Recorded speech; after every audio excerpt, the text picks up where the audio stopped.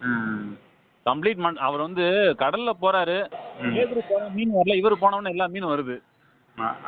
அதான் ஏன்னா இவர் தானே அதை படைச்சவர், அதனால இவர் நோக்கி அது வருது. அது தெரியுது. இவர் கடல் நின்னு ஜெபம் பண்ணியிருந்தாலும், ம். மனுஷன் என்ன நினைச்சிருப்பான்னா, அந்த அந்த கப்பல்ல நின்னு அவர் ஜெபம் பண்ணியிருந்தாலும் மனுஷன் என்ன நினைச்சிருப்பான்னா, மேல ஒருத்தர் இருக்கிறாரு, அதனால இவர் வந்து ஜெபம் பண்றாரு, இவர் மனுஷன் நினைச்சிருக்கோம். ஆமா, இவர் ஆமா. கடல்ல நின்னு ஜெபித்தாலுமே ம். மீன்களுக்கு தெரியும் இவர் தான் கடவுள்ன்ட்டு. அதனால மீன்கள்லாம் கீழ்ப்படிஞ்சு எல்லாமே கிளீனா பக்கத்துல வந்துட்டு.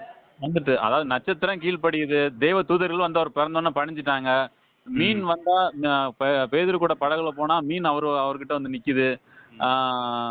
அப்புறம் என்ன சொல்றது, வேற என்ன, ஒரு கடல் நடந்து போனா கடல் அப்படியே ஆமா, ஆமா.